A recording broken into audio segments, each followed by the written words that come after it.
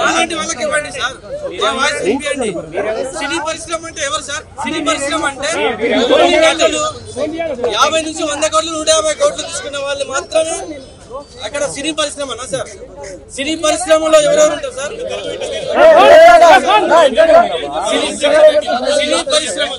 సినీ పరిశ్రమ అంటే ఎవరు సార్?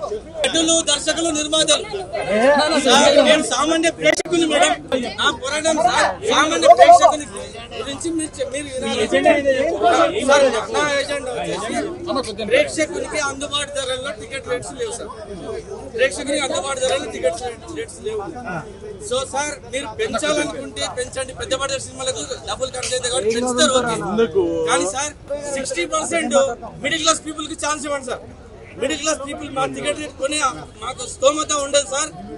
మాకు ప్రతి సినిమా చూడాలని ఉంటుంది. 60% వరకు మాత్రం పెంచొద్దు. అప్పర్ క్లాస్ పెంచుకోండి, నో ప్రాబ్లం. అది 10 days 60% మాత్రం ప్రభుత్వ నియంత్రణలోనే ఉండాలి. ప్రభుత్వం మాత్రమే డిసైడ్ చేయాలి. మీరు 100 కోట్లు పెట్టి సినిమాలు తీసుకోండి, మనకు నో ప్రాబ్లం. బెనిఫిట్ షోల వల్ల కూడా మాకు నో ప్రాబ్లం సార్. బెనిఫిట్ షోలు కూడా పెట్టుకోండి, నో ప్రాబ్లం.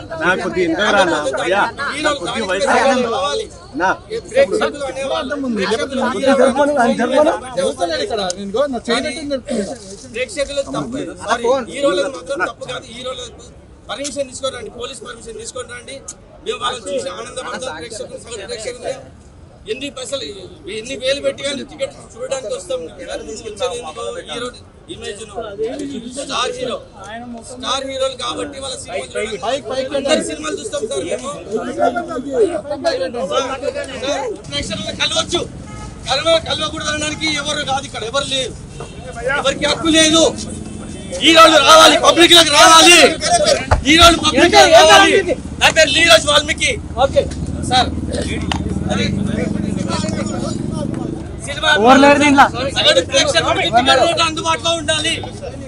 మా డిమాండ్ సగటు ప్రేక్షకునికి సినిమా టికెట్ రేటు ధరలు అందుబాటులో ఉండాలి సార్. 60% సినిమా థియేటర్లు కలకలాడుతూ 300 సామాన్యులు కూడా ఇన్వాల్వ్ చేయాలి.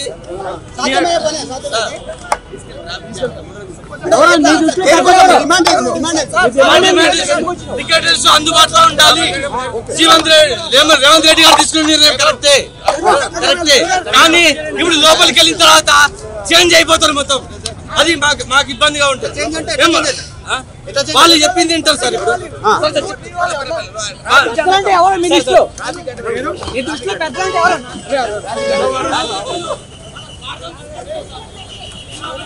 డబ్బులున్న వాళ్ళు, ఐఎస్టీ రెమ్యునరేషన్ తీసుకునే వాళ్ళు వీళ్ళే పెద్దలు.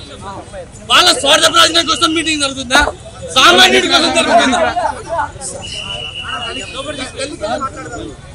సామాన్య ప్రేక్షకుడికి ఎలాంటి న్యాయం జరగట్లేదు.